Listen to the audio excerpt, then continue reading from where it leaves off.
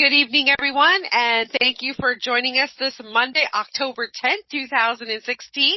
And we have, and of course, I'm your host, Reverend Raven. I almost forgot that. And we have the beloved Barry Strohm on here with us again. He's agreed to come on and do the show and talk about his latest chapter that he's writing in his new book, and it happens to be on reincarnation. So I am going to bring him on without further ado. Hello, Barry.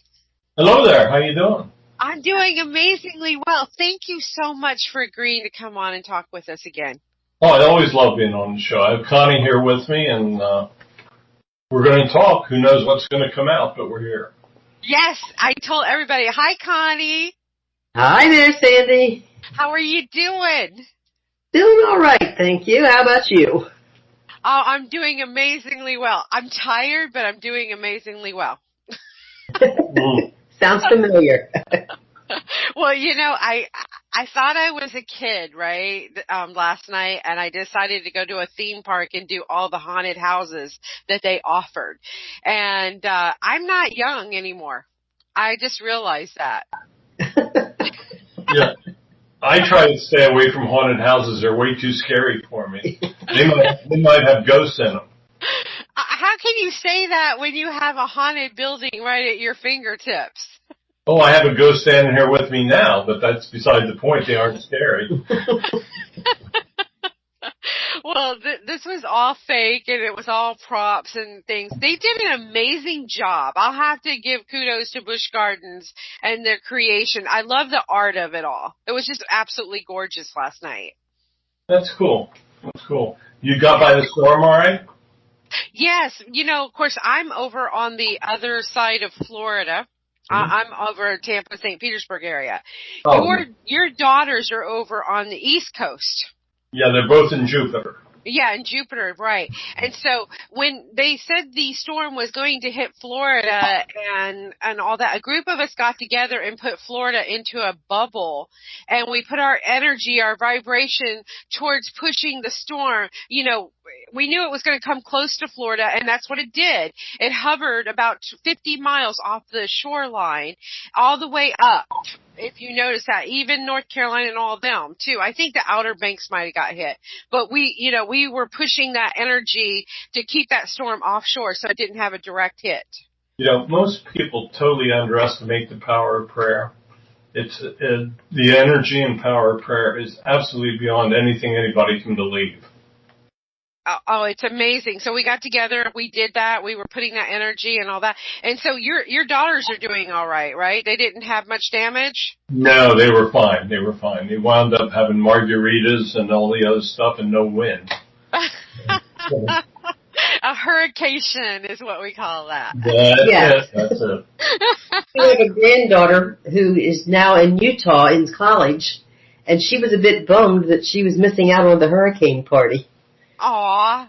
You would be amazed how many people from the other side of Florida came over here, and okay, so if you're going to run from a hurricane and stuff like that, would you automatically go to the other side and check in into a beach motel on the water? I would. Does that make sense to you? Not really, no. No, it doesn't, but that's what they did.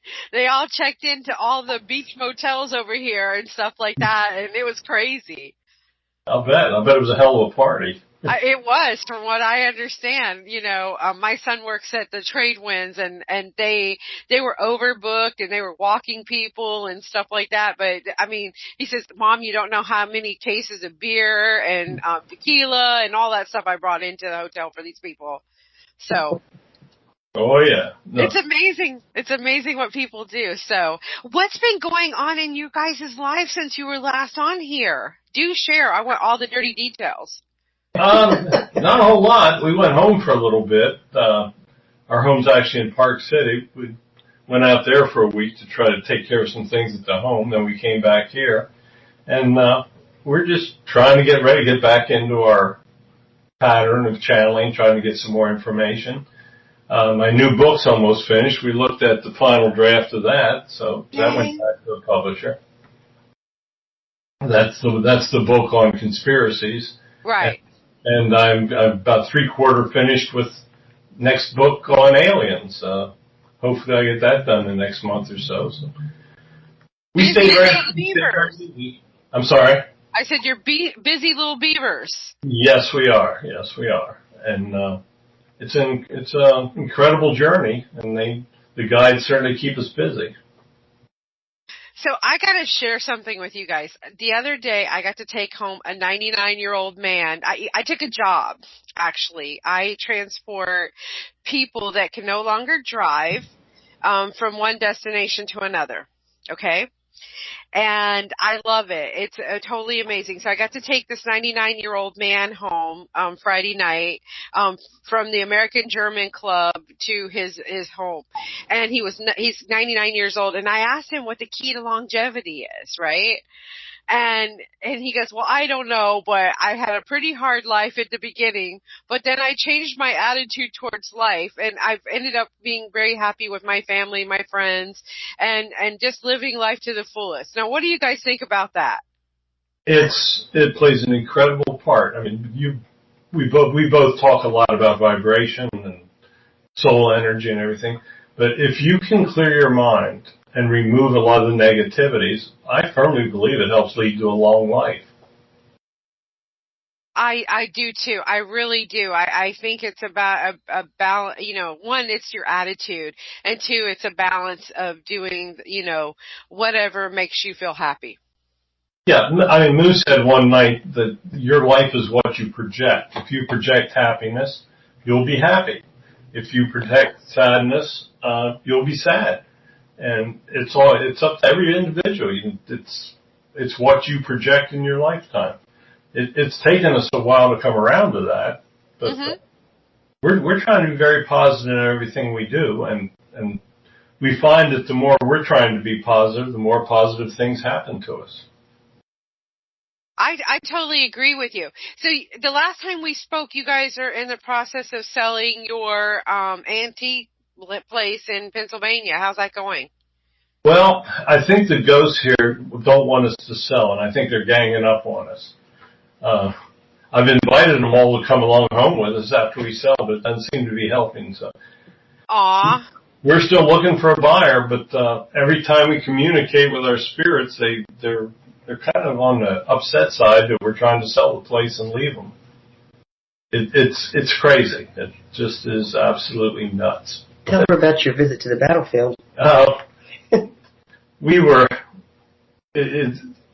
I'm going to jump to the end of this thing.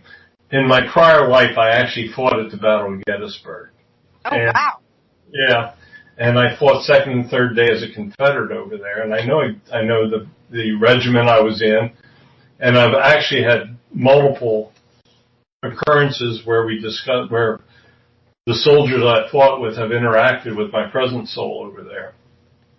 But a couple of weeks ago, we were out on the battlefield, and I took my ghost box along out. And I was down. Believe it or not, I got this ghost box, and I'm actually talking to the spirits of the Confederate soldiers I fought with 150 years ago out there. And it was quite weird, but, we're talking back and forth. And all of a sudden I hear in the ghost box, "Why are you leaving us?" And I said, "Well, I want to go home." I said, "You guys are invited to come along back with me.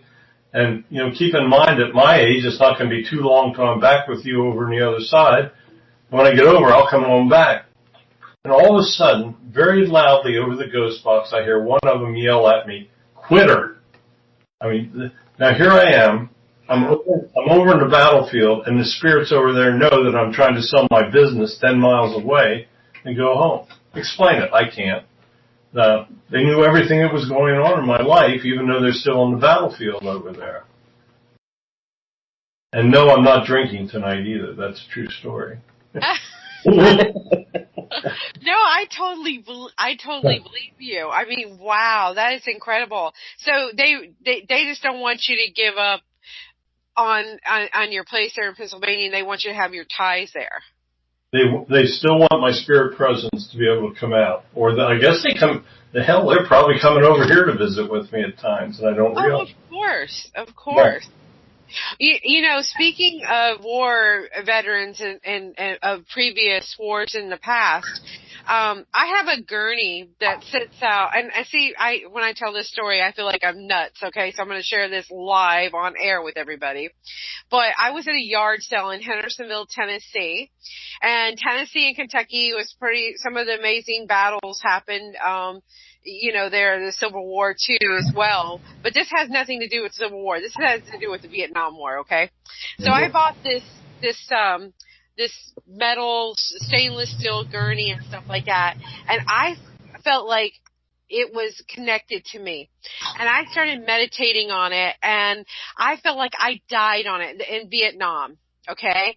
And I had to have this gurney. I use it as a Halloween prop every year for Halloween, ever since I bought it like 20 years ago. But I feel connected to it. I don't let it go. I still have it. And I feel like I was a medic in Vietnam and I got shot up saving somebody, and that's where I died on that table. That could be very accurate. Have you ever done any prior life work where you've investigated what goes on? I have, about 15 years ago, I did, a past life regression with someone, and I do know that I was a slave, back in the days of the Civil War, and that, my husband was, half white, half black, and we made it through the Underground Railroad and helped many people and migrated up to Michigan. So that's what some of my past life work tended to be right there. And I had to open my mind to that, because when you hear that, you're like, what? Really? I was? It's kind of crazy sounding, right? Oh, I can top that for crazy sounding. We've done a lot of work with prior life, and I'm totally fascinated with the concept of reincarnation and reality of it. Never believed it before, and the more we get involved with it, just the more incredible information we pull out from the guides. They have the ability to go back into almost every one of your prior lives and tell you what happened, no matter how far back it is. Well, it was amazing, but I tell you, I've always felt connected to Vietnam vets. In fact, my husband that passed away was a Vietnam vet, and I totally dig them, and I understand them and feel connected to them to this day. So, in fact, I feel like I got shot up, and then came back down instantly because I was born in 1968, January 1968, in the heart of Vietnam still going on, right? Right. So I feel like I kind of like bypassed some rule and shot down somebody's birth canal, and boom, here I am today. So unfinished business.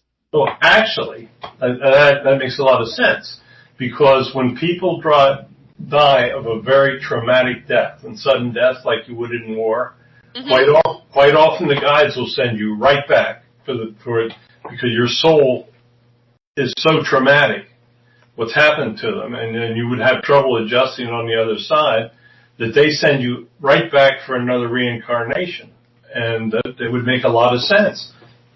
I mean, you could have had your accident at the war very early in it, and 68 makes a lot of sense for them to bring you right back. Right. So, I mean, it was pretty wild. And here I am today, and and I've been connected to military for, most of my life. My uncle, both my husbands, were in the military. Now I don't have anything to do with it. It's like I finished my bit. In fact, I think my husband and I might have been service related connected, and I just came back to see him through to his death. So who knows? Yeah, we actually investigated this one night with the guides, and they gave me a statement about it. Let me read the actual words of the guides where they talk about this. It might put some light on it for you. One night I asked what the process was when a soul decides to reincarnate. And this is the exact word of the guide that answers. He goes, okay, there are a million reasons to want to life and twice as many ways to go about it. Like, say, one way is you die in a very traumatic death. The soul is in shock, so the masters decide he will be reincarnated fast. The soul goes right to sleep, no greeting time. Then a baby is found, and zap, he has a new life. That makes it easier on the soul. have a nice life, and a bad ending life is just a memory that the soul deals with later. So, I mean, that kind of, those are the exact words of the guides, and actually those words fit your situation. I know, right? Wow, because I've been thinking I've been crazy this whole time, right? And then to hear your words from your guides sharing a process of that nature, it really kind of like, okay, I'm not so crazy after all, right? No, we all sound crazy, but when you delve into this stuff, you find out that maybe you're not. I love it. So you've written, this is obviously tonight's discussion is reincarnation, and this is a chapter in the book that you're writing now, that you're 3/4 of the way done with, right? Correct, yes. And so let's dive into it. You said your soul is energy that undergoes multiple lifetimes so the soul can learn and advance in heaven. So go over those points with us. Okay, the whole purpose of reincarnation is for your soul to learn and advance. You've been here more times than you can ever imagine. Your soul is an eternal energy. I think when Jesus taught of everlasting life, he was referring to the ability of the soul to return in multiple lifetimes. You have probably lived thousands of lifetimes. Your soul was in existence before the human race was even here on Earth. Your soul energy is eternal, and what you decide to do with it is entirely up to you. You keep coming back to learn. The role of the soul, you're trying to learn enough that your knowledge makes you more like God. It's a never-ending process, and you will just keep returning. Like they told, we've done an incredible amount of channeling on this subject.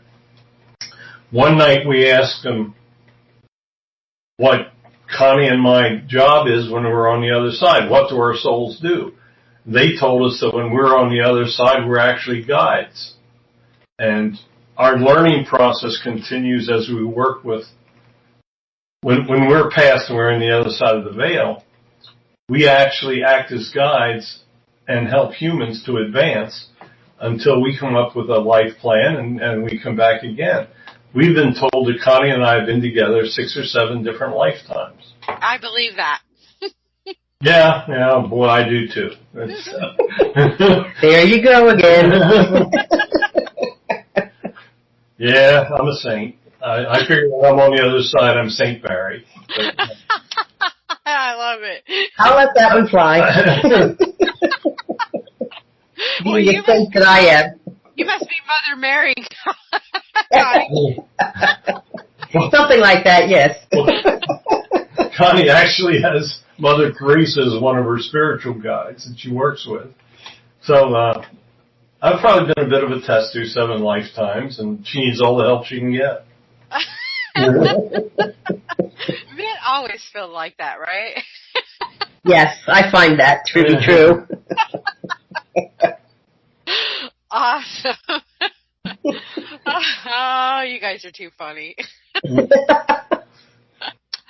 So, getting back to the point where we come back and we share, the whole purpose is there's different levels in heaven, and the soul has to learn in advance, right? To get to those levels of heaven? Right. And the soul can screw everything up. God's given us free will and an ego. And the hardest thing that you will face in a human lifetime is controlling your own egos.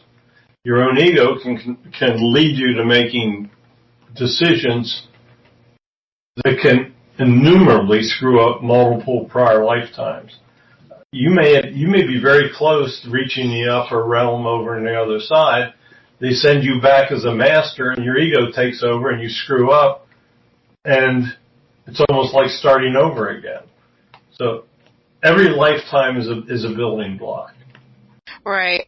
And that's interesting that you brought that up because, I've been studying numerology ever since my husband passed away back in 1999 because I went to a medium, which I didn't really believe in mediums. No offense to anybody out there that is a medium. I love you guys today dearly. I think you're amazing.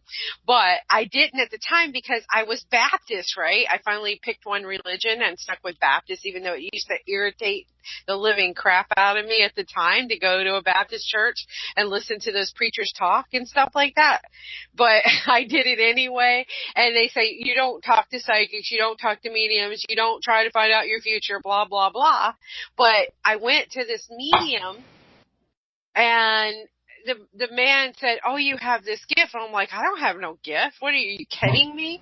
And so I figured, I heard other people say that. I'm like, oh, you're just nuts. So I got into numerology though, and come to find out I'm master energy through my life path numbers from my date of birth coming here on this planet. Well, don't you know that gives you an ego when you first discover that, right? Correct, yes. Yes, you swell up, you think you're better than everybody, you go through this thing like you're here to be a light for everybody and be, whatever and stuff like that. And I did that for a while. And then, of course, the universe has a way of cutting me down.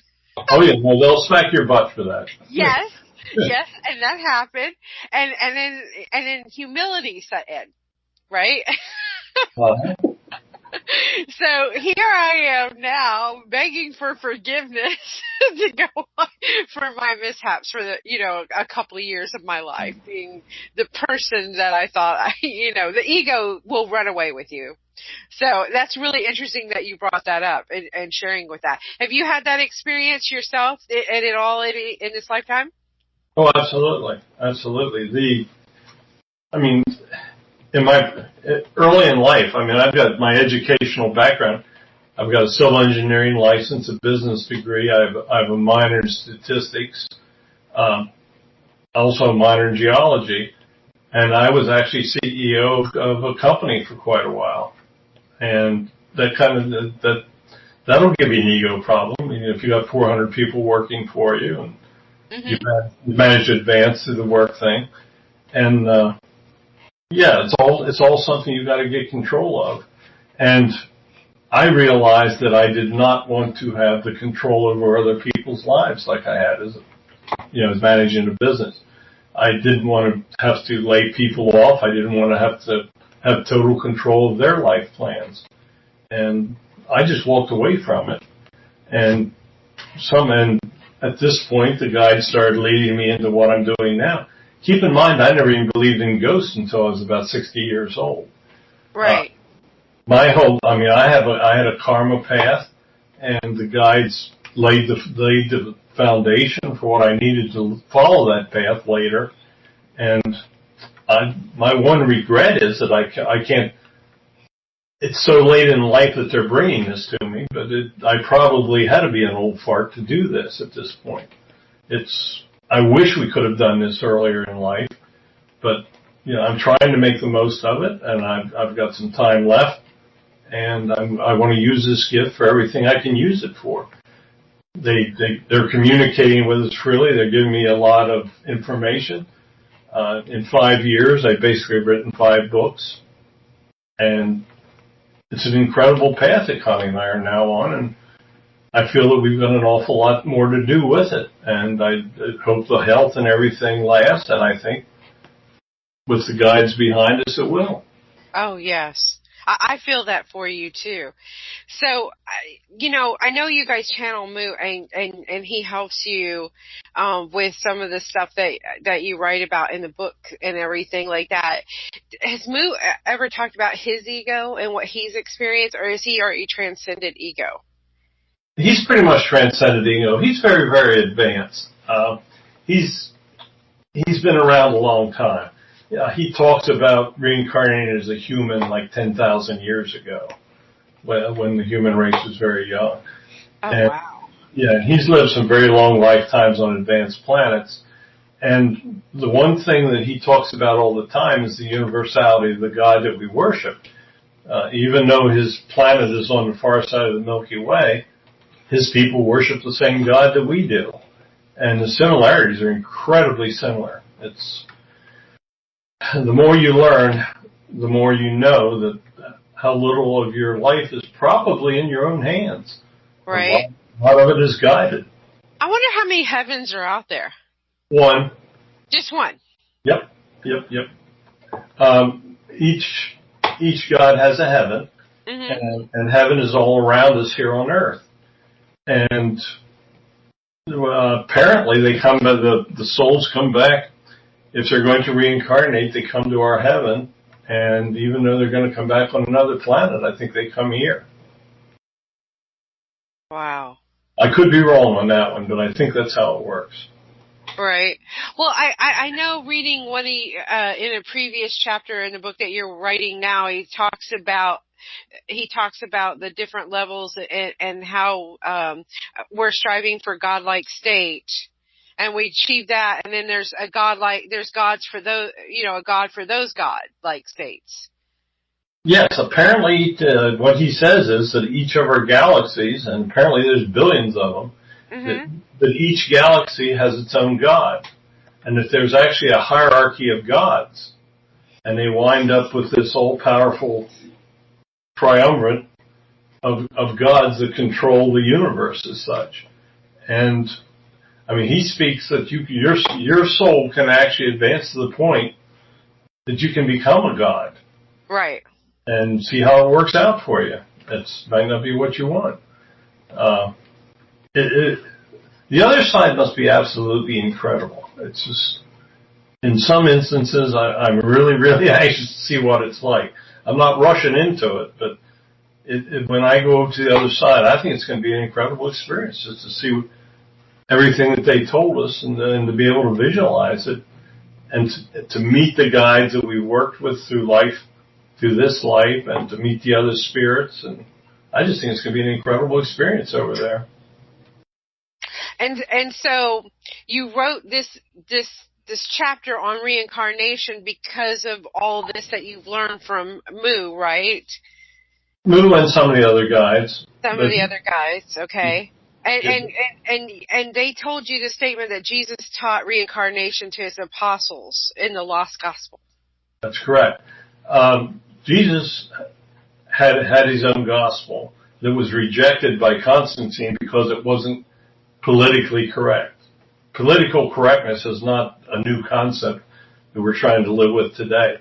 Constantine selected the Gospels to advance his political career, and he got rid of all of the Gospels that did not help him in his personal life.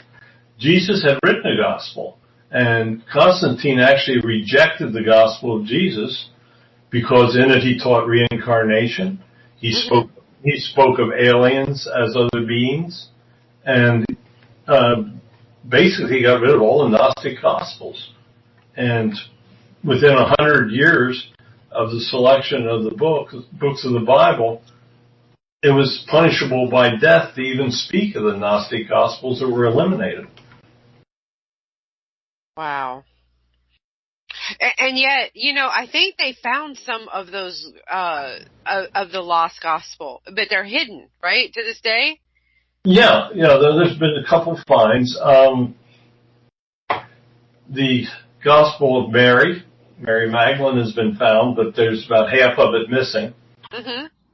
We actually have done a session on Mary Magdalene, and she was definitely one of the apostles and was one of Jesus' favorites. The Gospel of Mary, the Gospel of Peter, Thomas. I mean, if you logically think of things, there's basically three main apostolistic Gospels that are included in the Bible. Matthew, Mark, Luke, John. But there were many, many other apostles that weren't included, and there were writings about every one of those different apostles. Right. It's just that the teachings of the other apostles were not politically correct for the time. Me personally, I wonder what they were thinking when Jesus spoke of that. I mean, because the Bible to me is written in riddles, right? Do you ever feel that way? Oh, it's absolute, yes. Yeah, like riddles, and you gotta like see in between the writing of what was really going on in there. And what I find interesting is, what do you think they were thinking when they were told that, oh yeah, you're gonna come back, And I mean, we saw it in Easter celebration of Jesus' life when he does the return, right? That was like his showing proof that we are reincarnated. Yeah, and we've done a lot of conversation on this. For instance, one night I asked the guides, I said, was Jesus really the Son of God? And his answer was, you are all sons of God. Mm-hmm.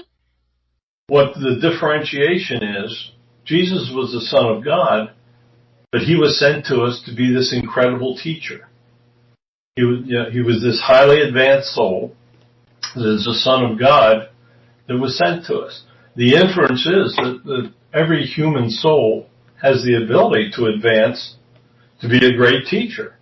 And this is what we do. This is why we reincarnate. We try to advance to the point that we can emulate the great teachings of Jesus or even of God himself.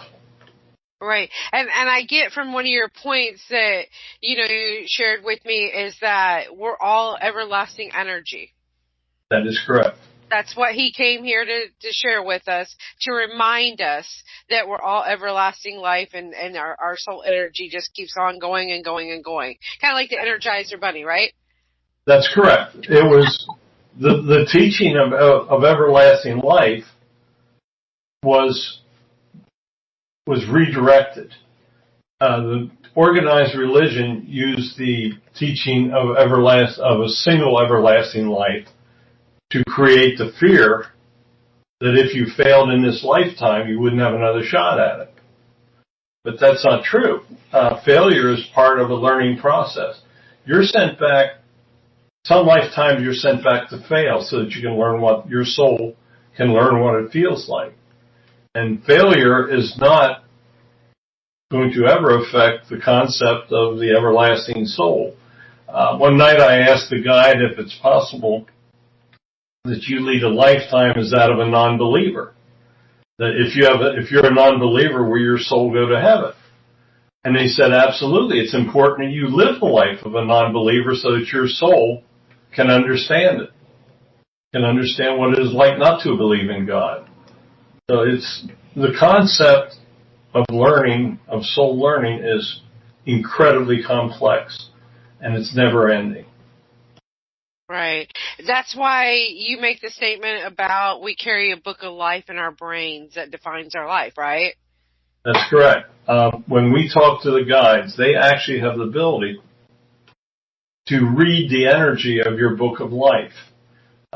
They say that you carry this book in an unused portion of your mind, and when you go back on the other side, you actually fill in the details of it. I had a guide tell me, he said, last time you were here, you didn't fill out some of the details. When you get back over here, you need to fill in some details from that last life. Uh-oh. Yeah, no, I was a sloppy bookkeeper then, too, It's, oh, God, I hate to see what they say about me. I think they're a little tough on you. I mean, they don't take any crap. Right. It's funny, too.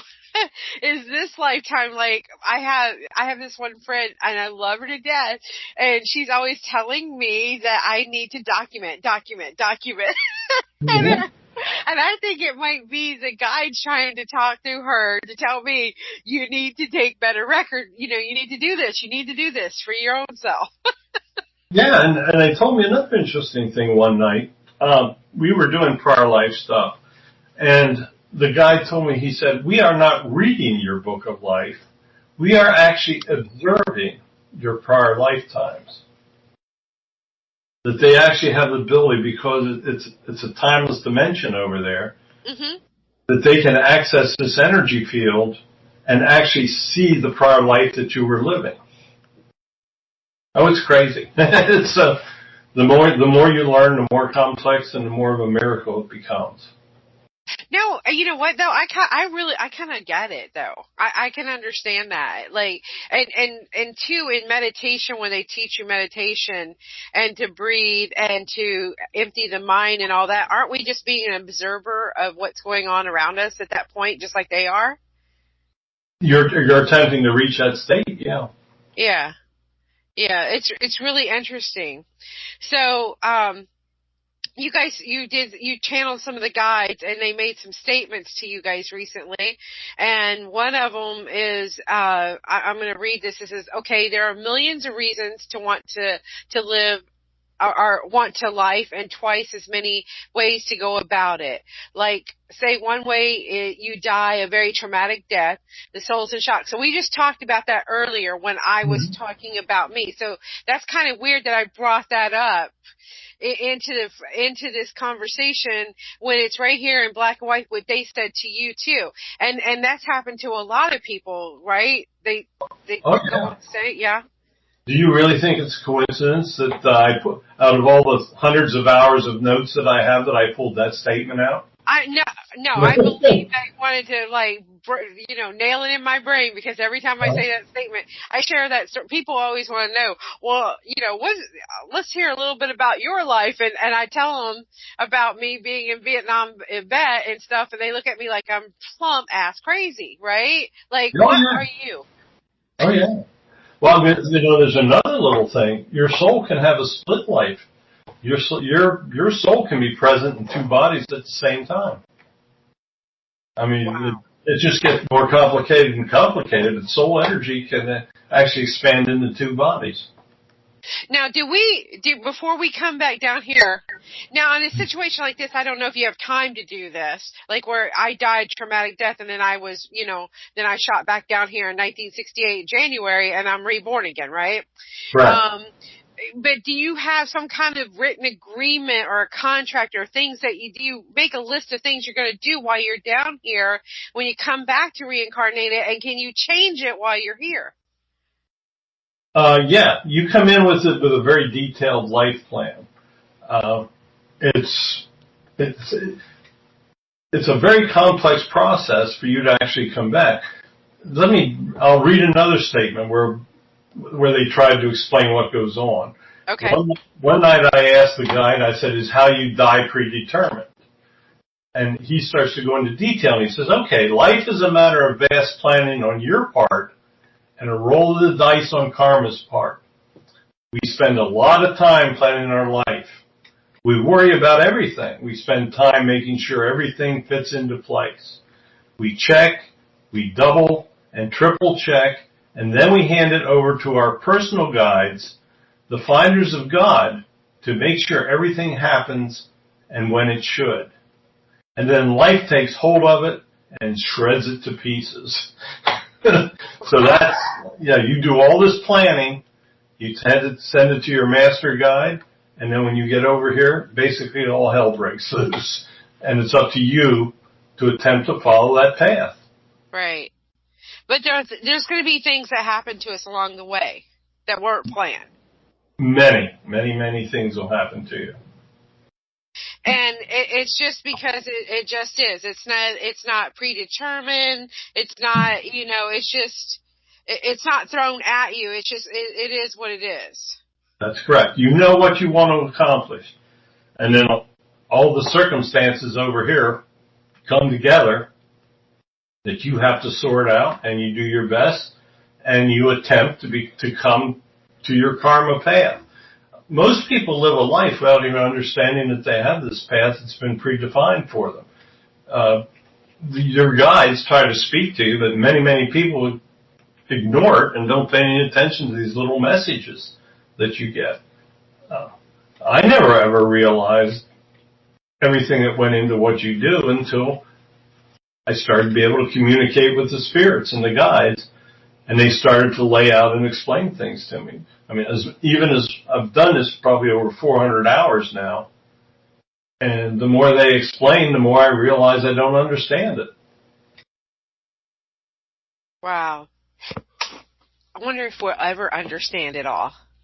You will when you get on the other side. The other side, and then boom, it's like, oh yeah, I should have remembered that, right? Yeah, and then you come back and start all over again because they clean your mind and you don't remember it again. Now, how long do you think we stay on the other side before we decide to reincarnate? That's totally up to you. Each soul has free will on both sides of the veil. You may wish to stay over and just continue as a guide. And you can actually make the decision not to return. When we channeled with Jack Kennedy, he told us he wasn't coming back. He had enough of it. And we actually speak to quite a few souls that just are not going to come back on this side again, that they're satisfied with the levels that they've obtained over there, and they've had it. I mean, when you come back here, you have pain and suffering. When you're over on the other side, you don't.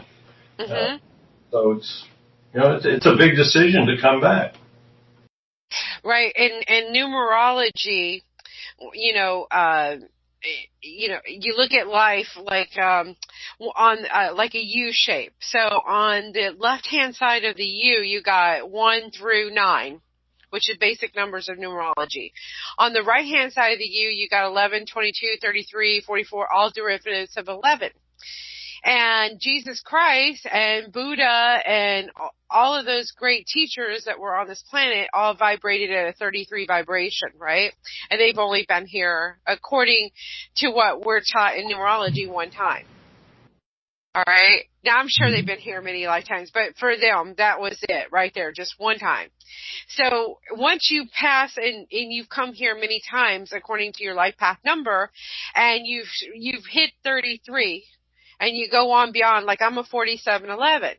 Anything above 33, which 4711 is, it means that you keep coming back to want to help other people to get through their things. But, as I go through this, I'm like, I need help, right?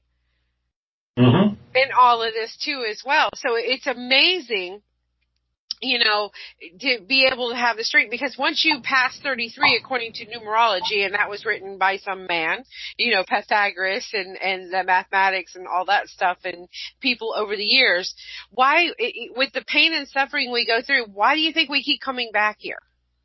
Because you need the experience of that pain and suffering to advance higher.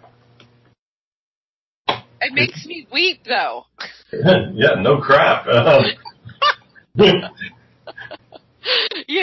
And especially here's the hardest part for me, being on this planet now and getting older, is watching my loved ones pass away that I love so much, and then experiencing that, and it brings that hurt and pain. Why do we do that to ourselves? Because it's an emotion you have to learn to experience, and you have to learn to control that emotion and to understand it. I mean, in the spirit world, death is the beginning. To us, it's the end. Right. And you don't come over here with that lesson.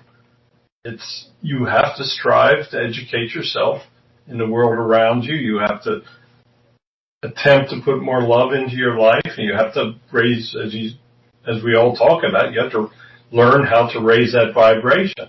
And when you do that, your soul will advance. And as it advances, you can make the decision.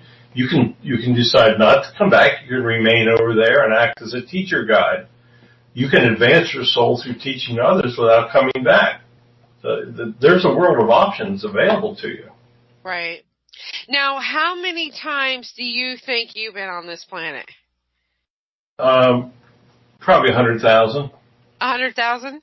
Not just on this planet, but since your soul energy was created at the time of the creation of the universe. Your soul energy's been around for billions of years. Think of how many passes you get. Life here on Earth is, as a human soul, has only been around for what? A couple 100,000 years? Right. In comparison to the history of the universe, that's a very, very short period of time. Right. So it only stands to reason that your soul's been around on other planets and other times. Right. So a group of us got together and said, hey, let's have an adventure and go play on Earth, right? Yeah, it's Earth time. And Moose told us, he said the humans have one of the shortest lifetimes in the galaxy. we're very susceptible to sickness and illness, and we die very quickly in comparison to the other beings. Mu died at the age of 947 of our years. Wow. On his planet, they have far less people or far less beings, but they live these incredible long lifetimes. Wow. Now, does Mu have any plans to go back and reincarnate himself real soon? He didn't tell me. He didn't tell you? But what he did tell me is that Mu is part of my soul family. Connie, Mu, and I are all part of the soul the same soul family. Right. And in prior lives, his soul and ours have actually been present at the same time. Now, people that we connect with, like you and I, and then spread out from that, are we soul family? Quite probably. We're led to many people. Your soul family is actually quite large. Right. You have an inner soul family of, like my grandfather's is present with me most of the time.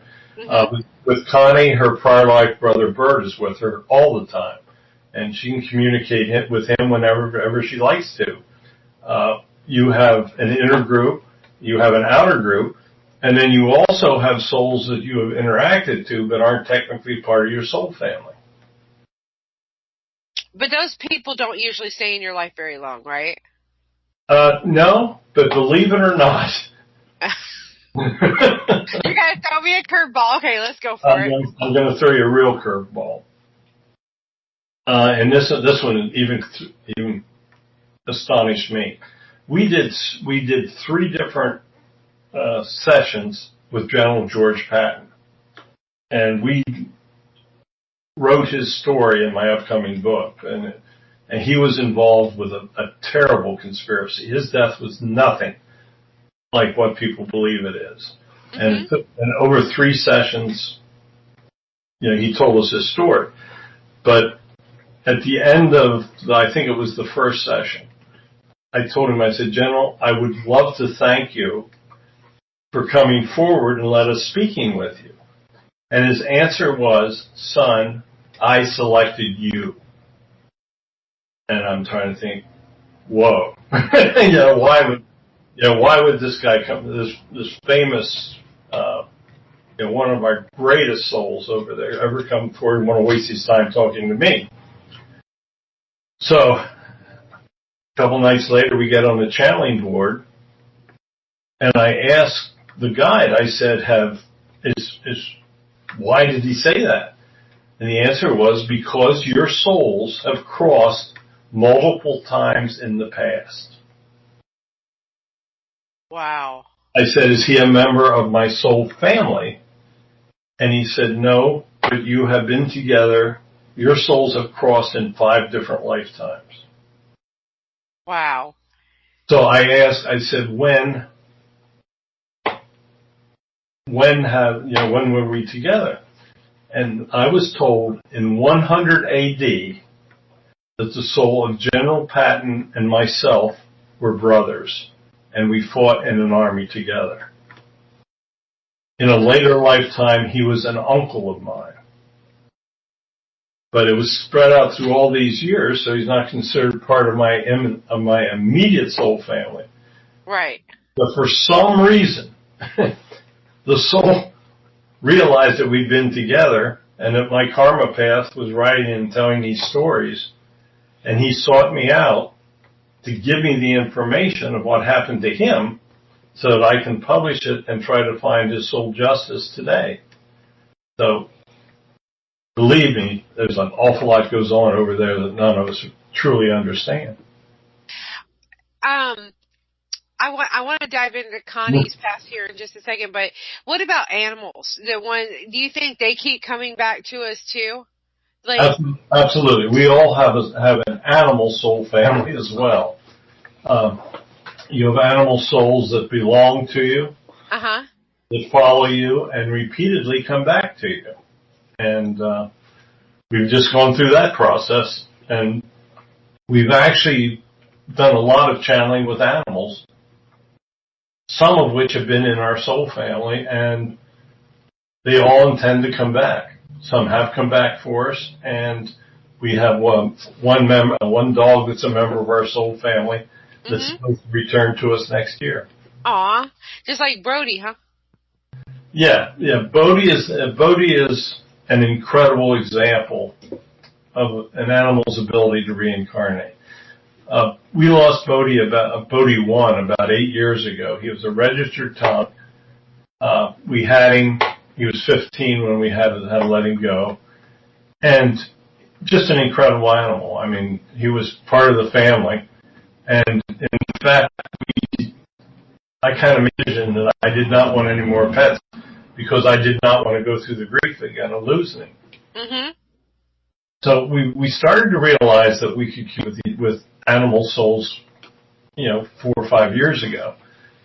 So about 2 years ago, I asked for Bodhi's soul if we could talk to him. And he comes right into us. He's just happy we asked for him. And we actually started communicating with him on a regular basis. And I asked him if he would come back to us. And he actually, we'd had like 4 sessions with him before. And I kept asking if he'd come back, and he said no. And one reason was he didn't want to come back until we could go home to our large home in Utah, because his exact words were, "I deserve a proper home." Aww. So finally, he tells us that he would return to us in 13 months as a black cat. And that 13 months happened to fall the end of July of this year. So, about 2-3 months before the expected date, we lost contact with him. And we figured he was on his way back, and he'd show up as a stray. And he also said he would find us here at the store.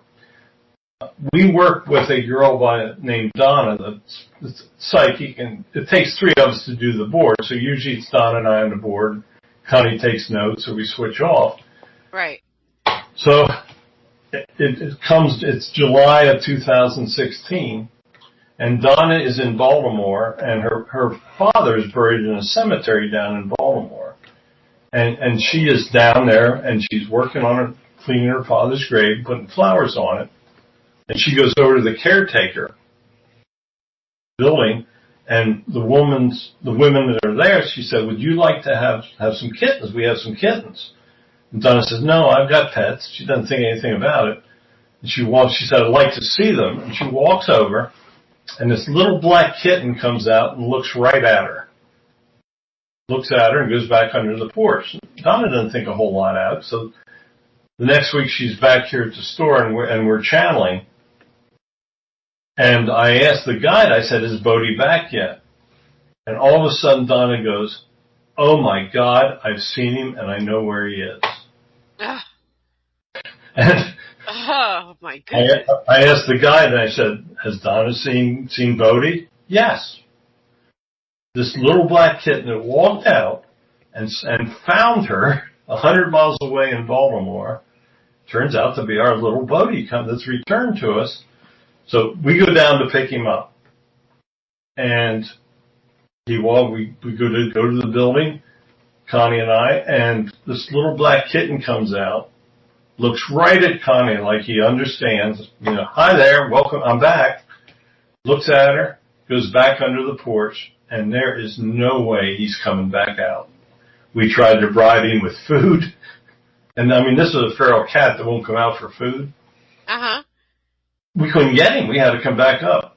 Aww. And we're coming back up, and Connie and I both, at the same time, we both get the mental message that he wants us to bring one of these brothers with him for company. We say, "Okay." So we call back down. We said, "Look, we're going to take 2. We'll take one of the other ones as well as Bodhi's." We go down about 3 days later, go to the porch. Bodhi walks out. This orange cat walks out with him. And we put him in the carrier, and we are out of there in about 5 minutes. It was just as easy as could be. So now we got 2 cats, two little kittens. Now, this is a crazy question. I don't know if anybody's ever asked you this or not, but do animal souls, do they reincarnate as human souls? No.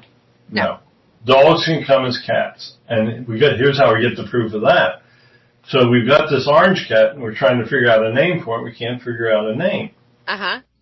So I called Donna, and I said, look, we got to get a name for this cat. She goes, oh, I know what the name of that cat is. I've been hearing it in my head for 2 days.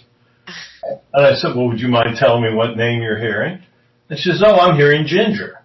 I'm thinking, man, that's strange. My daughter had a dog by the name of Ginger that died about 20 years ago that she had rescued. Right. I said, you need to come over. We need to get on the board and figure this one out. So I go on the board and I say, has the orange cat soul ever been a member of our family before?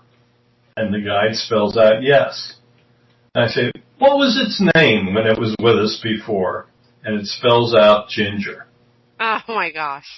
So we not only have our Bodhi back, but we have my daughter's dog's soul back as well. That was Ginger. And these two have got the characteristics that they had in prior life. Ginger loved to lay on his back and have his stomach rubbed. The orange cat loves to lay on his back.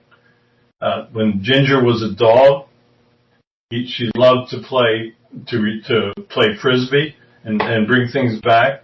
This little orange cat will actually retrieve things for us. Aww. Bodhi is just a little lover with Connie. The cat's all over. It's just exactly like these two animals, their personalities in prior. And Bodhi showed up within 1 week of when he said he would be there. When he predicted 13 months, that little black cat showed up within 1 week of his predicted time. So wow. There's no doubt in my mind that we've truly got two members of our soul family, of our animal soul families back. That is incredible. Yes, it truly is. It really is. That is awesome. And so that love and that connection, and they remember you, and your soul connects with them and remembers. That's a beautiful thing.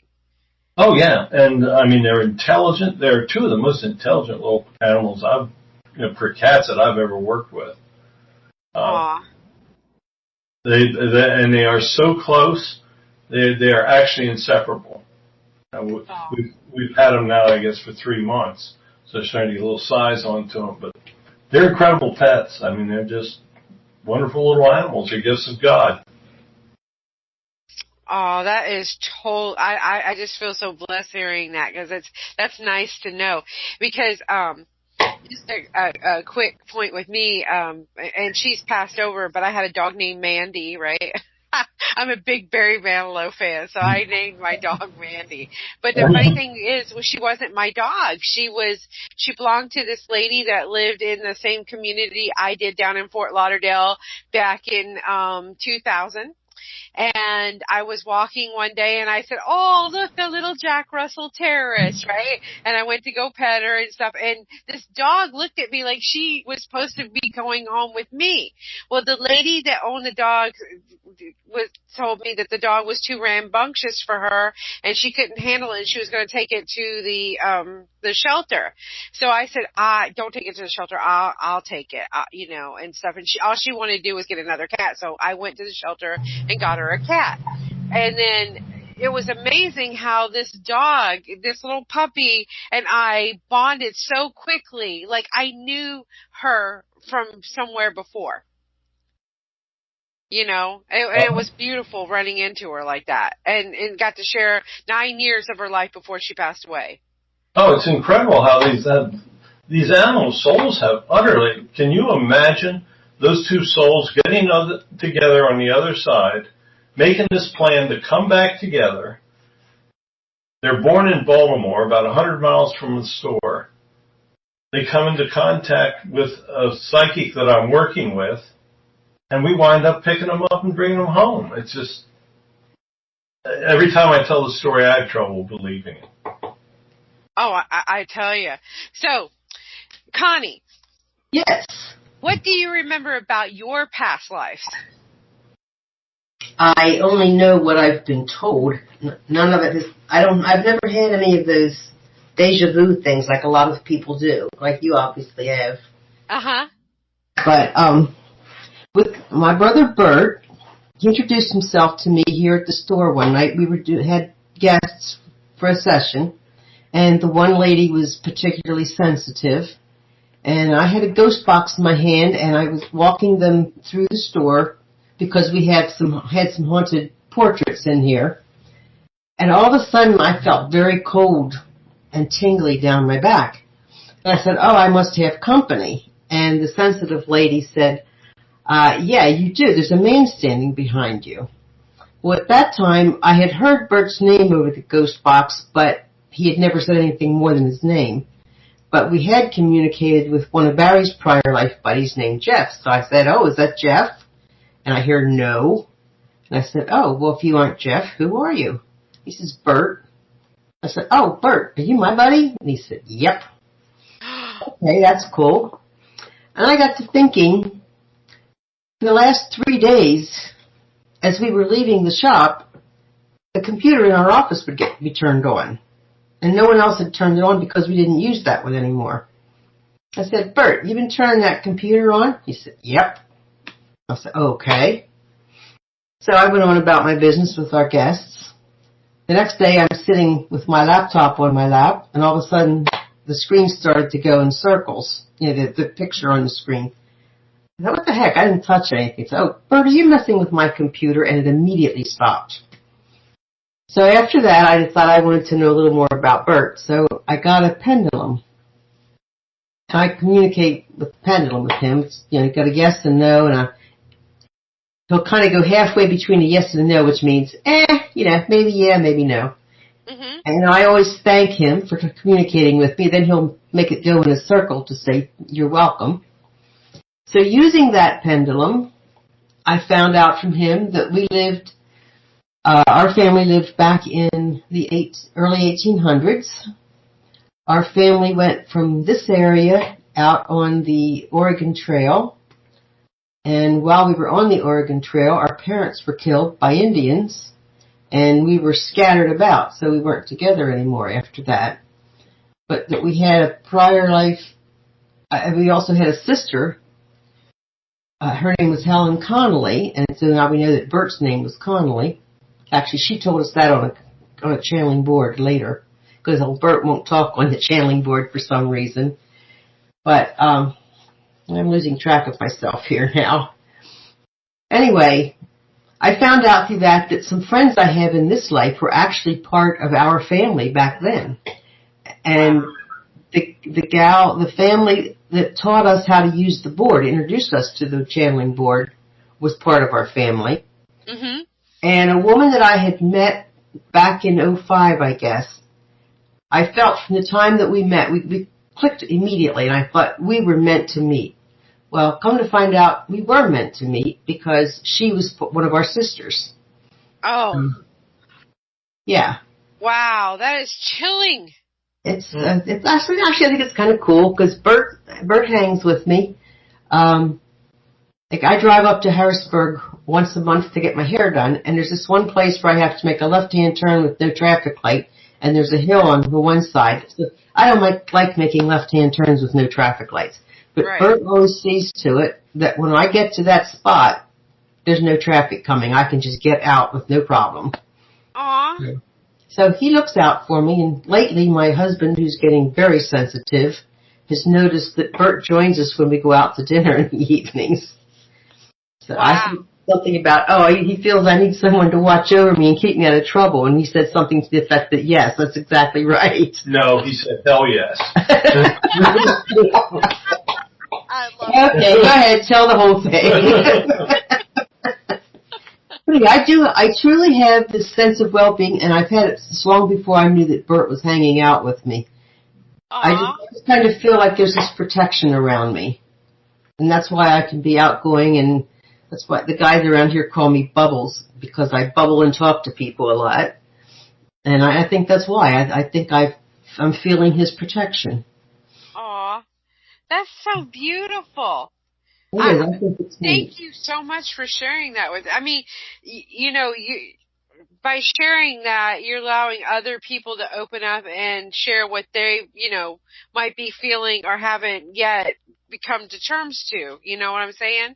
I know exactly what you're saying, because with us having this store and announcing that we do paranormal, a lot of people come in here and they can't wait to tell me their stories because they know I won't think they're crazy.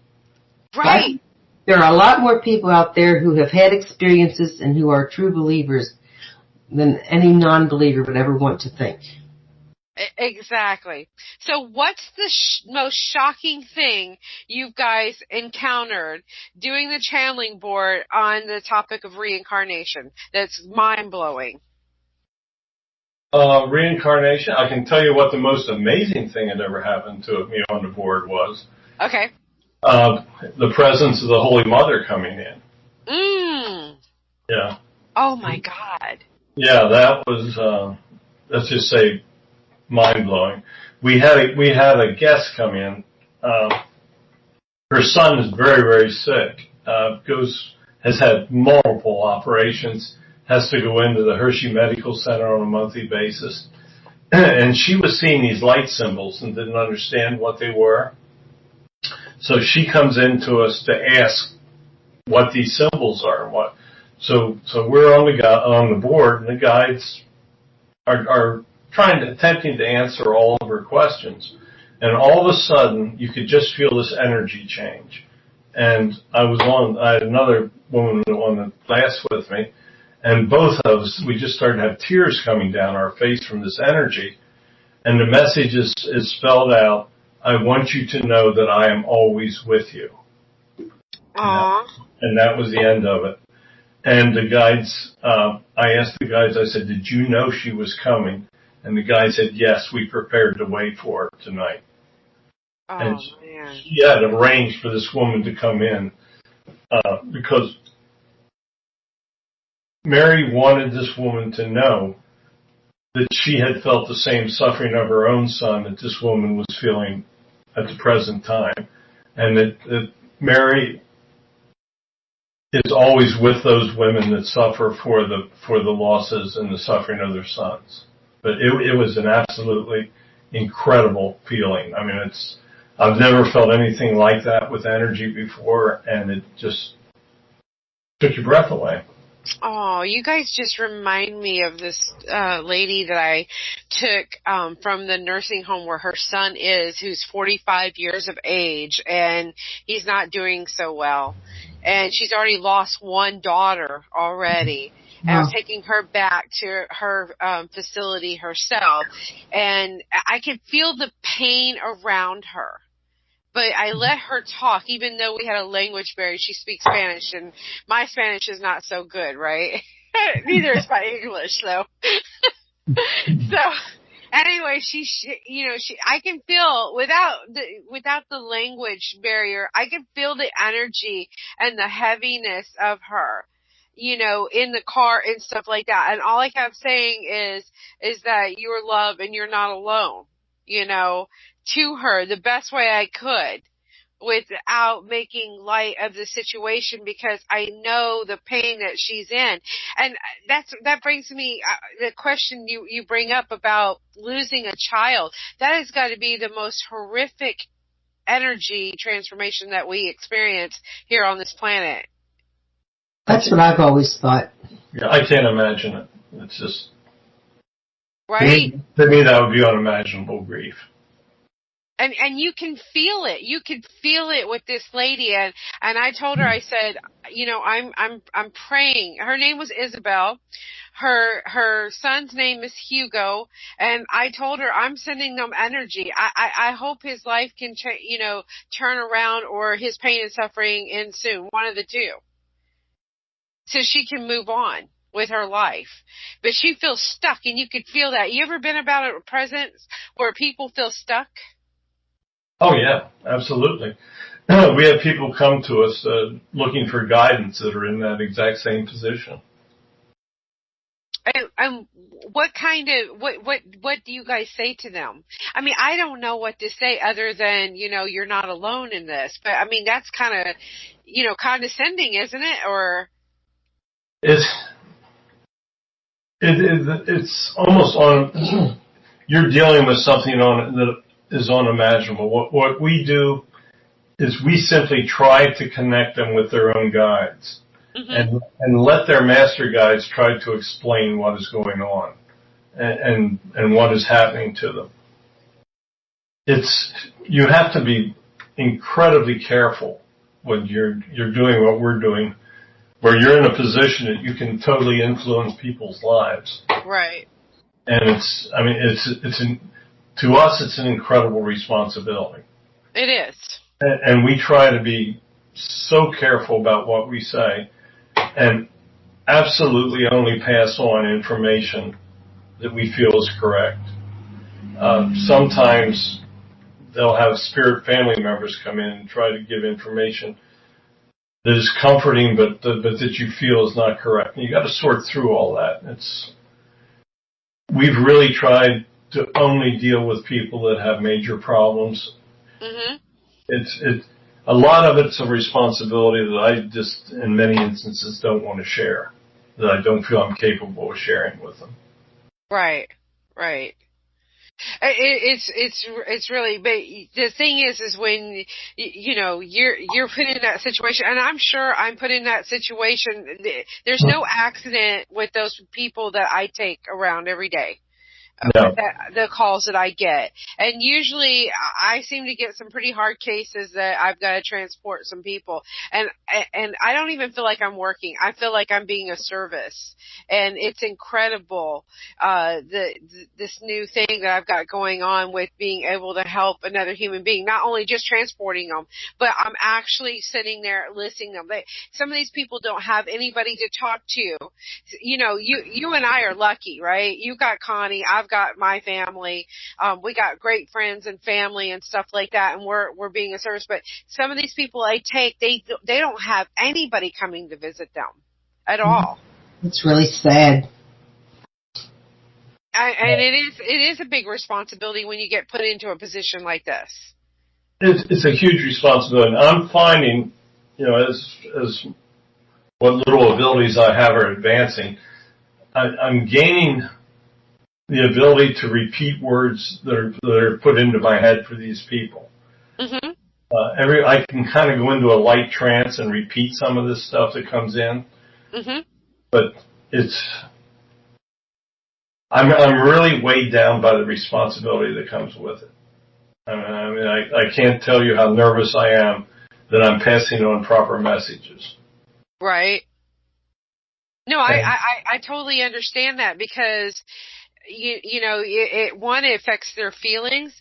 Two, it might affect them to do something totally different that they weren't even thinking about doing.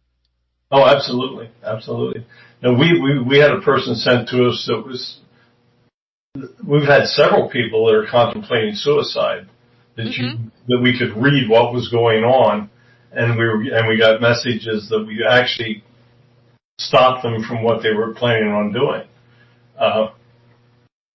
So every once in a while it really works, but it's an awesome challenge to try to figure out what is right for people, and it's just an incredible responsibility. I totally agree. So you guys are going to keep on doing what you guys are doing. I'm going to put up the link in our little center page here of how people can get in touch with you. They'll be able to hit that link, which is www.spiritproject.com. I said that wrong, but it's right there in print. And it's a link. You can just hit it and it'll take you right to their website, or the messagesofheaven.com, right? Yeah, the best way is come in through Spirits Predict. I have my emails there and everything, and we're very easy to contact. We're not hiding from anybody.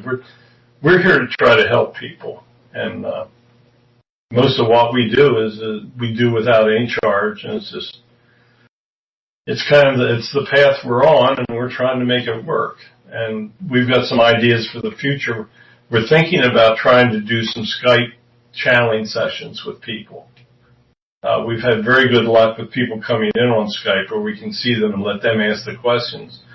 We've actually been able to put them in contact with their own guides and just simply ask the questions and let their guides answer, and we just channel the answers for them. And that's what I really like to do. That takes all the personal stuff out of it. That is incredible. And have you guys, are you going to charge a fee for that, or are you still doing it for free? Well, we're going to reach a point we have to charge for it. It's, you know, exactly. Food is something we got to have to live with. Exactly. Don't forget about the taxes. Yeah. I gotcha. And so, but so right now, if they need to get in touch with you, and they can do a channel session, and it's you and Connie and Donna, right?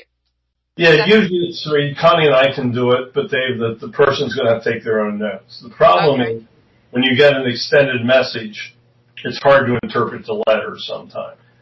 Oh, yeah. Connie is incredible at writing the letters down and knowing what they're saying because she's also getting some mental messages with it. And it's difficult not to do it with three people. Right. And that's, as Shakespeare said, there's the rub. You reach a point where you're going to have to be compensated for your time. Exactly. And you totally deserve it because you do such an amazing job with what you do. And the more you're out there and stuff like that, the more your message is out there, you're going to have a lot of people coming to you. Yeah, we had a lot come in. We were I was on Coast to Coast for 4 hours a month ago. And we had a lot of people come in through that want to do it. We're going to have to break down and offer the service at some time in the future. But yes, you are. Have you ever been on Paranormal Radio, Paramania Radio? No. Mm-mm. I have a friend. She sent you a friend request on Facebook. Her name is Mama D or Darlene. She said she wants you to be a guest on her show. So I hope that you'll friend her and do that because I want you to spread your message out there far and wide. You help so many people. Well, we try. It's Connie. They've clearly defined Connie and my path at this point. And we're doing our best to stick with it. We could really devote some time if I could sell this store. So. Yeah, but Spirit doesn't want you to sell the store. No, we have a bit of a conflict, but if everybody puts some positive energy towards sending me a buyer, we could spend a lot more time helping other people. Well, we'll just have to do that right now. Everybody that's in here that's listening, or even you guys that are going to listen to the archives, put your energy into seeing Barry selling his antique store in Pennsylvania. What's the town? What's the name of the town? It's in New Oxford, and it's Golden Lane Antique Gallery. We're about 8 miles from Gettysburg. Okay, so see that going up, see it going and sold to a beautiful person that's going to continue the tradition of spirit contact in that store. How about that? That's great. I love it. They're not going to let it go until that kind of person. Right person comes in to buy it, and soon. So we're putting that energy out there and everything, okay? So thank you guys for putting your energy towards that so they can move on and keep doing. And you're going to be finishing up your book real soon, the one that you're working on right now. Yeah, the conspiracy book will be out in February. It's on Amazon for pre-sale. If anybody, it's based on conspiracies where we channel with the spirit that lived the conspiracy. So it's a very, very different approach to conspiracy theories. Beautiful. I can't wait to read that. And then, of course, I'm going to have you on the show so we can discuss it. But I want to read it. So there we go. We're going to read that book. And then the one that we discussed tonight, this is a chapter in the book that you're currently writing, which is about 3/4 of the way done. Yeah, it's actually going to be an alien book, but it deals with the universality of reincarnation. Okay. So it's not just reincarnation here on Earth. It's reincarnation in our galaxy. Wow. So that will probably come out the following year. Yeah, my publisher only likes to do one a year. And one a year. I gotcha. Oh. So we're going to keep everybody up to date on that. Is there anything else that you'd like to share with us that I may have overlooked tonight in our conversation? No, I could let you with a laugh. Okay. Getting back to my brother Bert. Well, I communicated with him. I asked if Barry was my husband in that lifetime, and he said no. Barry was a friend of his, but Barry and I never got married. So I'm using the pendulum, and I says, could it be the reason we didn't get married was because every time he looked my way, you told him to back off your kid's sister? And I got a real strong yes with the pendulum on that one. Oh, my goodness. yeah, sucks for me. Oh my goodness! Now, so that lifetime, you guys didn't even get to live with each other and share life together. Yeah, we were friends, but I had my protector, my big brother Bert. So we were just friends. Aw, that is so amazing. Before we go, we talked about protection before in a previous episode on the show, but how important is it for us to protect ourselves when we go out every day? Your protection is your faith. If you do not believe in God, and if you that belief in God is what is your protection. And as long as you have that belief, we feel our belief is 100%. Mm-hmm. We are totally confident in everything we do. Now, when we do channel, we've been given a prayer of protection by the guides that we always repeat. And we use that prayer, but everybody says that a channeling board is evil. We've done over 400 hours of it and have never had a problem. We've been totally protected by the guides. And God. Mm-hmm. But keep in mind that the guides are kind of the deliverers of God's message. He would be very busy if he had to deal with all of us. So he's got this very well designed chain of command up there, whereby you're taken care of and you're protected. And I have actually had the guides repeat the words of prayer that I have spoken the night before. So they hear every word of prayer, and they act. If it's possible for them to act on it, they will. And quite often we pray for things that cannot come true. And you just have to realize that God's not Santa Claus. Right. Some things can happen and some can't. And some things we ask for, we really don't want. We just don't know it. We're better off without what it is. I want to win the lottery, though, Connie. I really do. Well, I'll put a good word in for you. Okay, I really want to win that lottery, the big one. I can understand that. That would be nice. I mean, really, I think I could do some really cool things with it. I would buy the haunted store up there in Pennsylvania and throw somebody in there to run it. I wouldn't live there, but I would buy it. Yeah. No, it's... Okay, I'll try to put in a good word for you there. Okay, great. All right, so all of you guys listening, throw me some good vibes so I can win the big lottery here in Florida, okay? We'll try. All right. So any closing words for our listeners or the archive listeners? No, they have to believe that reincarnation is an absolute truth. We're running out of time. I was going to tell you about the historic proof I have of my prior life. We'll do that in another show. Yes. But we have the ability to prove to you just how real reincarnation is. It's the everlasting life that Jesus taught, and once you learn to understand it, it's just a beautiful thing. It is. You know what? I can feel it. I don't understand all of it, but what you've explained to me and our listeners tonight, and what I've read from the chapter out of the book, I feel like I resonate with it. So I can't wait for that book to come out. I really can't. Did you decide the name yet, by the way? No, we're still up in the air. It might be something like spirits speak of aliens and universality or something like that. We haven't put a name to her yet. They're still every time I think I'm headed down a direction with a chapter, they change my direction. I gotcha.